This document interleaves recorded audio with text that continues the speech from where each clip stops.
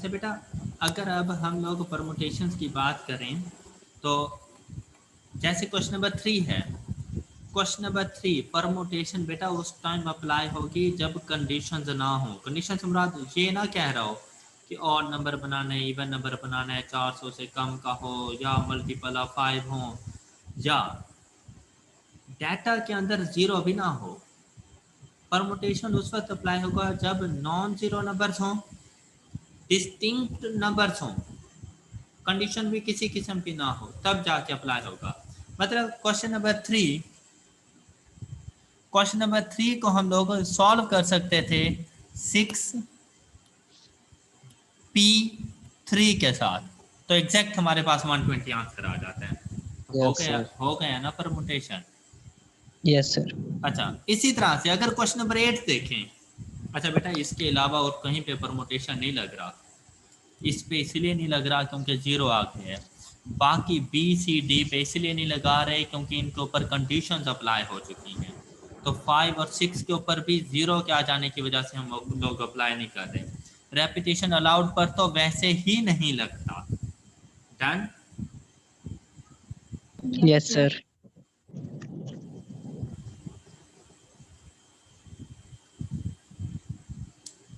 और ये जो क्वेश्चन नंबर 7 है, इसके ऊपर लग सकता था कि टोटल 6, उसमें से सिलेक्शन कितने की करनी है, 2 की, न्यूमिनेटर एंड डिनोमिनेटर।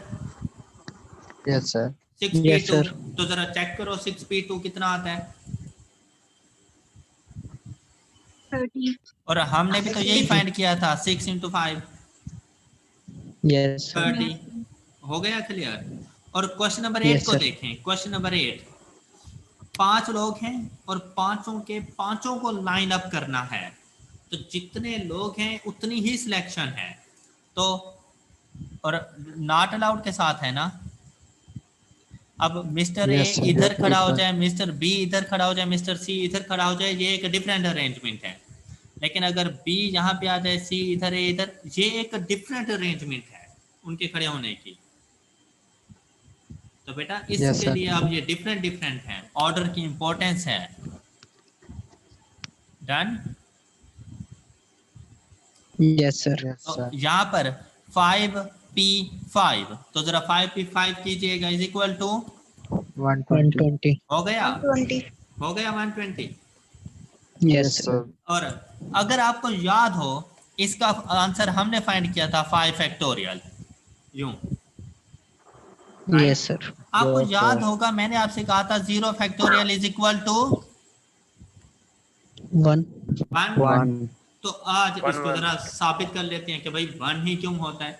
अगर मैं इसके ऊपर फार्मूला अप्लाई करूं तो बेटा n का फैक्टोरियल मतलब 5 factorial divided by n minus r, 5 minus 5 का फैक्टोरियल। तो फार्मूले के मुताबिक ऐसे ही बनता है बेटा। Yes, sir. अब मैं अगर इसको लिखूं तो 5 फैक्टोरियल डिवाइडेड बाय 0 फैक्टोरियल है 5 माइनस यस Yes, 5। sir. तो बेटा अगर मैं 0 फैक्टोरियल को 0 कर दूं तो मेरे पास तो आंसर इन्फिनिटी हो जाएगा, जबकि मैं आंसर कितना कर रहा हूं। 120। तो यही रीजन है कि 0 फैक्टोरियल को हम क्या कंसीडर करते हैं, 1। 1। और अगर डिनोमिनेटर में 1 हो तो वो जरूर लिखा जाता है। Yes. No No, sir. sir. तो भाई No, कैंसिल करूं तो देखें ये 5 फैक्टोरियल ही आ जाता है ना जो हमने कल किया था। Yes, Yes, sir. sir. Yes, sir. Clear. Yes Yes, sir. और भाई कहीं गलत तो नहीं पढ़ाया था ना। No, sir. No sir. No, sir. नहीं अगर पढ़ाया भी हो तो तुम्हें कौन सा पता चलना है, हैं? Yes, sir. ऐसे ही. Yes sir. लेकिन मैंने गलत नहीं पढ़ाया। अच्छा जी,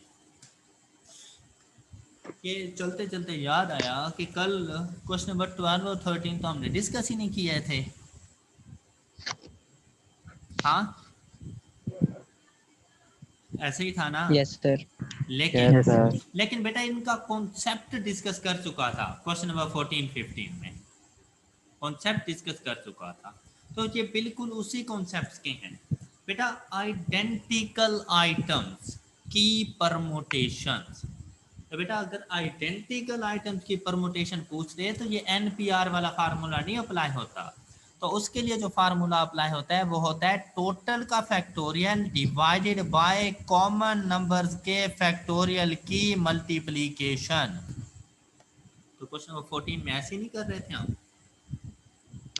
टोटल का फैक्टोरियल डिवाइडेड बाय जितने भी Yeah. कॉमन नंबर्स आते थे उनको फैक्टोरियल Yes, को sir. मल्टीप्लाई करते जाते थे। तो ऐसे ही नहीं करते थे Yes, sir. ऐसे 14 में। Yes, Yes, sir. sir. तो बेटा इधर फार्मूला चेंज हो गया है। ऊपर जो NPR वाला फार्मूला है ना ये डिस्टिंक्ट नंबर्स के लिए होता है और नॉन जीरो नंबर्स के लिए अप्लाई होता रहता है। Okay okay. Yes, sir. अब Okay, जरा sir. क्वेश्चन नंबर 12 देखें। बेटा टोटल कितने मैच खेले गए 12. और उनके रिजल्ट्स क्या थे? 7 मैचेस विन किए, 4 मैचेस हार गए और 1 मैच टाई हो गया। और उसने क्या पूछा, in how many ways can it end the session. जी तो क्या बताएंगे? अब आपने बेसिकली बताना है कि जैसे हम लोग कहते हैं यार पहला मैच जीत गया, दूसरा हार गया, तीसरा फिर हार गया, फिर मैं जीत गया, फिर जीत गया, फिर अगला मैच टाई हो गया। तो इस किस्म की मतलब कितनी डिफरेंट कंडीशंस बन सकती हैं। तो उसके लिए देखें बेटा 7 मैचेस जीतना, तो वो जीतना तो आइडेंटिकल हो गया ना, 4 मैचेस हारना वो भी आपके पास आइडेंटिकल हो गया। तो आप Yes, इसके sir. लिए क्या करेंगे 12 factorial 12 total factorial. Divided by 7 factorial. Multiplied by. To 4 factorial. 4 factorial. अब 1 का फैक्टोरियल लिखने की जरूरत नहीं होती। नहीं. नहीं. तो Yes, क्वेश्चन sir. सॉल्व हो चुका है भाई, जाग जाओ। 39,050. 3960. 3960. 39,000 3960 डन। चलो अब जरा क्वेश्चन नंबर 13 मुझे सॉल्व करके देना जल्दी जल्दी जल्दी। क्वेश्चन नंबर 13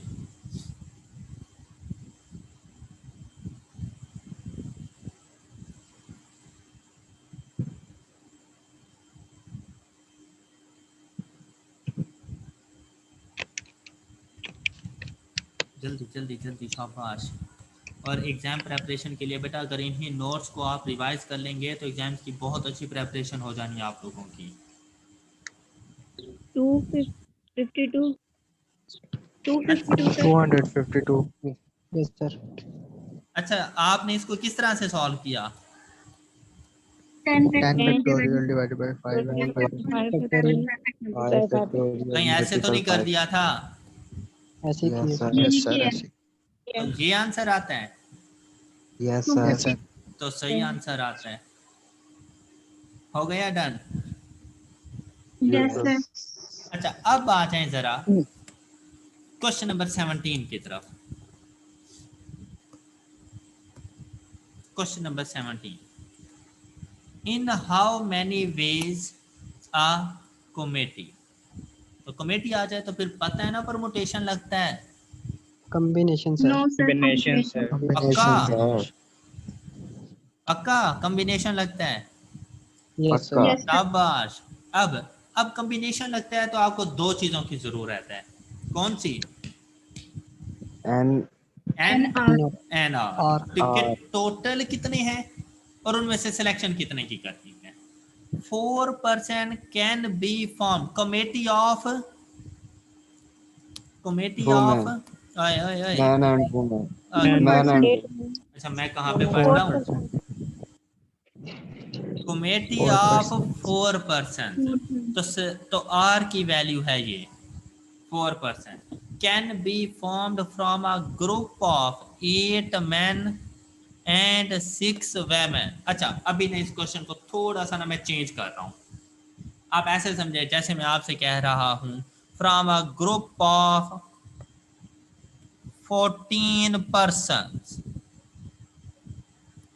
मैंने कंबाइन कर दिया उसे और नीचे वाला भूल जाए अभी। जी in how many ways a committee of 4 persons can be formed from a group of 14 persons. Question की समझ आ गई है? Yes. Question Yes, sir. तो n की क्या वैल्यू है आपके पास? 14. 14. शाबाश 14। और r की क्या वैल्यू है आपके पास? 4. 4। कमेटी बनानी है तो कंफर्म है कि कॉम्बिनेशन लगेगा। किस तरह से लगाएंगे? Yes. Yes, sir. किस तरह से? 4. क्या? 14. 14 factorial divided by 4 factorial into 14 O minus नहीं नहीं, हमजा सबर यार, क्या हो गया? 14. 14 C4 बस। 3. Yes. 4. Yes, sir. तो कैलकुलेटर से पूछ लो। 1001. 1001. 1 1001. तो बेटा 1001. 14 पर्सन्स हों, अगर उनमें से आपने 4 लोगों की कमेटी बनानी हो तो 101 डिफरेंट कमेटीज, ग्रुप्स या टीम्स बन सकते, 1001 डिफरेंट ग्रुप्स, टीम्स या कमेटीज बन सकती हैं। क्लियर? Yes. Yes, तो sir. बेटा ये हमने टोटल में से जाके सिलेक्शन कर ली, टोटल में से जाके सिलेक्शन कर दी। लेकिन अब जरा इस क्वेश्चन को आते हैं इसके प्रॉपर मेथड पर। जो क्वेश्चन दिया गया था उसमें हमें कहा गया है कि 8 men 6 women। तो आपको वो टेबुलेशन याद है? Yes, Yes, sir. sir. तो Yes, आपने sir. men, women and total, Total. और सबसे पहले लिखनी है आपने n की वैल्यू। टोटल men कितने हैं? 8. टोटल women कितनी हैं? 6. और टोटल कितने हो गए? 14. 14. तो भाई लिख लेंगे, 14. इतना लिख लेंगे। Yes, Yes, sir. sir. अच्छा, Yes, sir. अब आपने लिखना है यहाँ पर r की वैल्यू। सिलेक्शन कितने की करनी है? 4.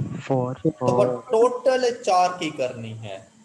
तो उससे पूछो कि भाई वो 4 की सिलेक्शन क्या चारों चारों वेमेन सेलेक्ट कर लें या चारों चारों मैन सेलेक्ट कर लें, कोई इशू तो नहीं है। तो वो कहता है भाई है इशू क्या? Equal representation. वो कहता है कि कमेटी में equal representation of man and women होनी चाहिए, मतलब डिस्क्रिमिनेशन नहीं करनी। तो इक्वल रिप्रेजेंटेशन का क्या मतलब है कि अगर 4 लोगों की कमेटी है तो फिर 2 2 men, 2 मैन women. एंड 2 क्या आपको इस 2 बात की men. समझ आ गई है ये जो मैंने समझाने की कोशिश की है? Yes, sir. Yes, sir. और अगर Yes, sir. सच में आपको इस बात की समझ आ गई है ना, तो वाकई फीलिंग हैप्पी। क्या आपको प्रोबेबिलिटी आ गई है, आपको काउंटिंग मेथड आ गया है। आपसे नंबर ऑफ वेज पूछे आप उसका भी आंसर कर देंगे, आपसे प्रोबेबिलिटी पूछे आप उसका भी आंसर कर देंगे। लेकिन उसने आपसे क्या पूछा था? क्या प्रोबेबिलिटी पूछी थी? How many No, ways? sir. How How many many ways ways? से मुराद है counting method. How many ways से मुराद है काउंटिंग मेथड, प्रोबेबिलिटी नहीं। डन? Yes, sir. अच्छा Yes, sir. अच्छा, ये क्या कंफर्म है आपको कि भाई आपने कॉम्बिनेशन लगाना है? क्या ये कंफर्म है Yes, आपको कि sir. आपने कॉम्बिनेशन लगाना है? Yes, sir. अच्छा मुझे ये Sir. बताएं बेटा, अगर आपने वेमेन की सिलेक्शन करनी है तो मैन में आके कहेंगे कि भाई 2 वेमेन की सिलेक्शन करने आया हूँ, कि कहाँ बैठी हैं? No, sir. इज इट, या No, वेमेन sir. में जाके मर्द ढूंढ रहे हो हैं? No, sir. बेटा क्या No. मैन की सिलेक्शन के लिए मैन के ग्रुप में से करनी पड़ेगी ना सिलेक्शन, और Yes, sir. वेमेन की सिलेक्शन वेमेन के ग्रुप में से करनी पड़ेगी, right? Yes, Yes, sir. sir. Right. Yes, sir. तो बेटा अब जो आपकी सिलेक्शन है वो 14C4 नहीं करना। अब आपने 2 ग्रुप्स बना लिए हैं, तो हर ग्रुप में से अब मेन के लिए n की वैल्यू क्या हो गई है? 8 8 में से कितने सिलेक्ट करेंगे? 2 2 बात क्लियर? yes sir और इसको मल्टीप्लाई करवा देना है 6C C2 वेमेंस के लिए 6C2। 2 2 ओके अब देखो बेटा एम इन एन रूल याद है ना कि एक इवेंट की आउटकम्स को मल्टीप्लाई करवा दो दूसरे इवेंट की आउटकम के साथ तो आपके पास टोटल आउटकम्स आती हैं। yes sir तो बेटा ये एक ग्रुप की आउटकम्स 8C2 वैमेन दूसरे ग्रुप की आउटकम 6C2 तो दोनों की आउटकम्स को मल्टीप्लाई करवा दो तो टोटल आउटकम्स आपके पास आ जाती हैं कितनी? 420 420 420 yes sir 420। yes sir तो बेटा 420 ऐसे ग्रुप्स बनेंगे जिनमें 2 वेमेन एंड 2 मेन होंगे। बात क्लियर? बात Yes, क्लियर? अच्छा अब और जरा yes गौर से सुनना अभी बाद में मुझे बताना समझ आई है या नहीं आई। अगर नंबर ऑफ वेज पूछे तो टोटल का कोई ताल्लुक नहीं है। नंबर ऑफ वेज से टोटल का कोई ताल्लुक नहीं है। कोई ताल्लुक आपने इस n को इसके साथ इस n को इसके साथ और दोनों को मल्टीप्लाई करवा के सी लगा देना है कॉम्बिनेशन लगा देना है तो इससे जो रिजल्ट आएगा वो आएगा फेवरेबल आउटकम। इससे जो रिजल्ट आएगा वो आएगा। अब favorable देखिए ना outcome आपके लिए फेवरेबल वो वाले ग्रुप्स हैं जिनमें 2 मेन एंड 2 वेमेन्स हों और वो टोटल कितने हैं? for 420। 20 कितने हैं वो टोटल? 420 लेकिन अगर यहीं पे आपसे नंबर ऑफ वेज ना कहता आपसे कहता find the probability that a committee of 4 person can be formed from a group of 8 men and 6 women if there will be equal representation of men and women। मतलब number of ways की जगह पे probability पूछ लेता तो probability का formula क्या होता है? Favourable divided by. favorable outcomes over divided total by outcome अच्छा outcome अब रुक जाओ। ये ना हो कि जज्बात में आके सारे कॉन्सेप्ट्स की ऐसी की तैसी। तो यहाँ तक ये वाली सारी की सारी ये है फेवरेबल आउटकम। ये बनेगी न्यूमरेटर का पार्ट और इसको डिवाइड कर दोगे टोटल आउटकम्स के साथ तो अब प्रोबेबिलिटी के लिए टोटल यूज हो जाएगा 14C4। तो टोटल कितना था? 1001। तो और अगर आप अपने कैलकुलेटर पे सिर्फ अलग अलग ना फाइंड करो न्यूमरेटर और डिनोमिनेटर तो कैलकुलेटर पे फ्रैक्शन ऑन करके 8C2 multiplied by 6C2 divide by 14C4 is equal to तो आपके पास आंसर आ गया 0.419 9 समथिंग। तो ये प्रोबेबिलिटी हो गई है। हाँ जी okay. yes Yes, sir sir. मतलब कितना आसान है ना कि अगर आपने ये टैबुलेशन बना ली टोटल को नहीं बताओगे तो काउंटिंग मेथड्स और अगर इसको डिवाइड कर दो टोटल के साथ तो प्रोबेबिलिटी। probability ओके आप Yes, बताएं sir. आप बताएं क्या तमाम मेरे स्टूडेंट्स को क्लियर हो चुकी है बात प्रोबेबिलिटी वगैरह? क्या मुश्किल है yes probability? No, sir. No, sir, समझ आ गई। sir हो अच्छा जाएगी fine और आई कैप के अंदर ज्यादातर क्वेश्चन ऐसे ही है कि वो आपको डिफरेंट ग्रुप्स की टोटल बता देता है और कहते हैं इनमें से इतने इतने सिलेक्ट करते हैं तो काउंटिंग मेथड्स बता दो नंबर ऑफ वेज बता दो या प्रोबेबिलिटी बता दो। तो इजी सा मेथड है कि टोटल को शामिल नहीं किया तो काउंटिंग मेथड टोटल के साथ डिवाइड कर दिया तो probability done. okay sir Yes, sir. अच्छा अब पता नहीं मुझे क्यों ऐसा लग रहा है जैसे आप कहने वाले हो सर रुकें जरा 18 वाला हम कर लेते हैं कहीं कहने तो नहीं वाले थे ये? जी सर सर कहने तो नहीं आए थे लेकिन हम कर लेते लेकिन सर। फिर भी कर लो, मैंने कह दिया ना। Yes sir. Yes sir. जल्दी से क्वेश्चन नंबर 18 सॉल्व करके दें। शाबाश शाबाश शाबाश, बहुत अच्छे बच्चे हो यार।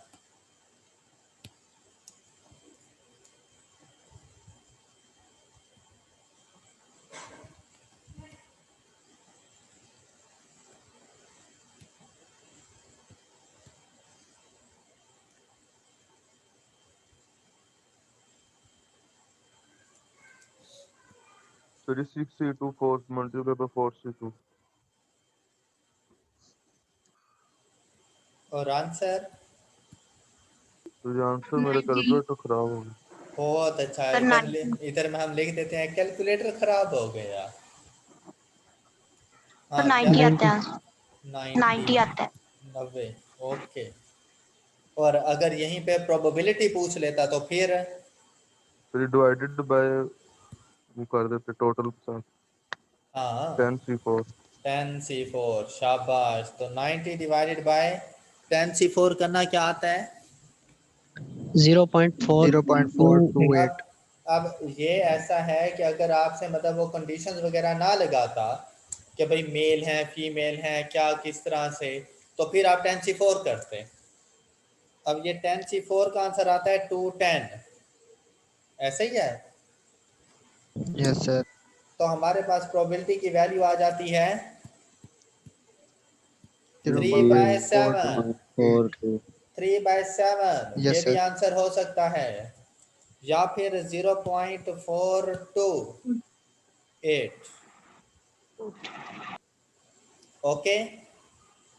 Okay sir. कोई बहुत ही मुश्किल क्वेश्चन हमने सॉल्व कर दिए हैं। No sir. जान निकाल के रख दिया क्वेश्चन ने तो। बहुत कोई मुश्किल चीज है ये प्रोबेबिलिटी यार। क्यों न्यू स्टूडेंट्स ऐसे ही है ना? नो सर इजी नो है। सर।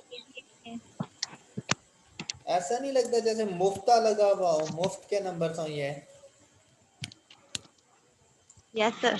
वो सर ऐसा नहीं है। नहीं है ऐसा? नहीं सर, थोड़े मुश्किल है। थोड़ा मुश्किल है। चलो थोड़े भाई, मुश्किल। मर्जी है थोड़े थोड़े। तुम्हारी भाई, तुम्हारी मर्जी है।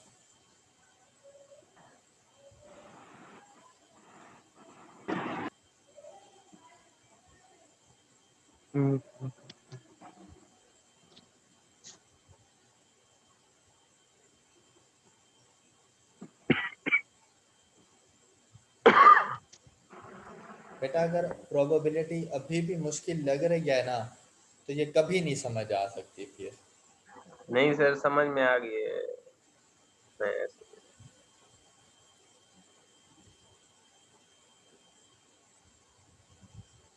अच्छा जी। जी